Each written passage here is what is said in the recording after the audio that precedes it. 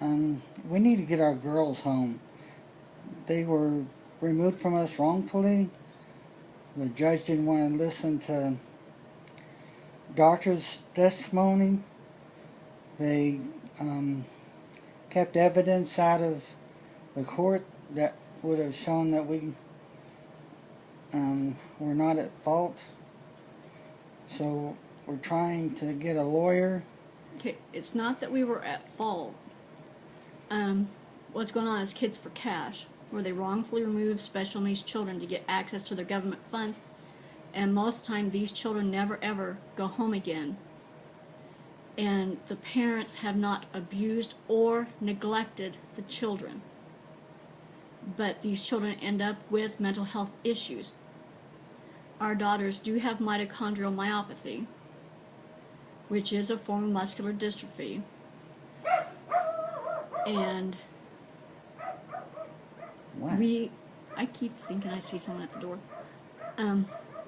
We need to bring them home because our oldest daughter's life is at risk the longer she stays out of the home, and her muscular dystrophy doctor testified to that. And what's really aggravating is the Youthville caseworker told the judge in court reports that doctors said that their health significantly improved while being out of the home, but yet there's no doctor's reports to back it up. And all of their muscular dystrophy doctors who were bullied by this case manager stood up to her and said their health has not significantly improved. In fact, Angel's health has slightly gone down. Her lung function has decreased. Her seizures are not under control, even though they keep telling the judge that she's not having seizures. But yet, she had so many at camp that they had to put her to bed, and they were trying to get me to believe it was micro-seizures. Micro-seizures do not cause a child to need to go lay down. So these courts are not doing what's in the best interest of the children. They violated our First Amendment rights because the state agency, Social Rehabilitation Services, were not allowing us to go to church because it might interfere with our oldest daughter going to school.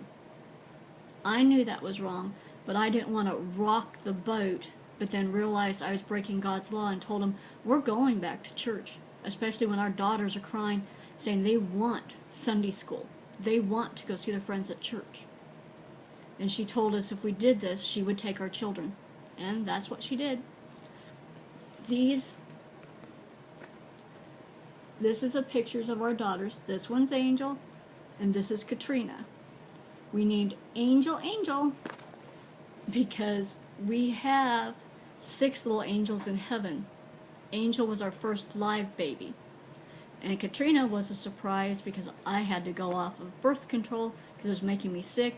And I thought I'd be like my sister and not get pregnant for 9 months. And a month later, I'm pregnant. So she was a big surprise and shocker, and she's very rambunctious, and yep, she's a surprise. She keeps us very busy. But they also are violating disability laws because we have our 2 dogs, Blackie and Tippy, here. And they said there's no way to train a dog to hit on seizures. But Blackie, when he turned just a little bit over a year old, started hitting on Angel's seizures.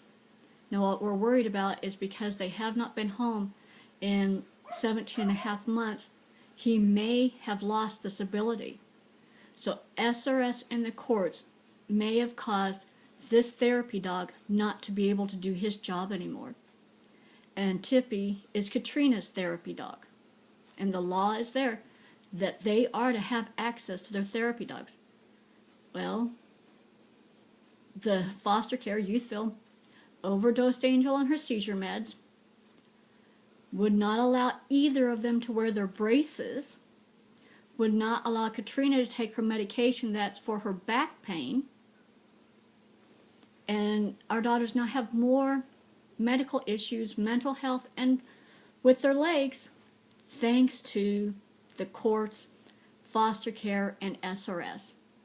So please, help us bring our children home so they can start practicing their faith and that they can get the medical care they truly need. because they are not allowing them to go to the muscular dystrophy clinics. And we love them very, very much. Yes. And if you couldn't tell by his hat, 19 years, 1 month, active duty Air Force, but total time for our country is 26 years. And we lived near the Pentagon when it was hit. And that is why we came back home to Kansas. Otherwise, we were going to stay on the East Coast. And now we're starting to question if we did the right thing coming home, since Kansas said, "Thanks, Dave, for your service, but we're going to take your children from you." Even though his disability does not cause him to be a danger to his children. And he would like to be able to raise his kids just like I do. And like any other disabled vet, they have the right to raise their children. The only way the state is to be removing these children if they can show convincing, clear and convincing evidence that there's abuse, and there isn't any. Thank you for your support and help us bring our babies home. Thank you.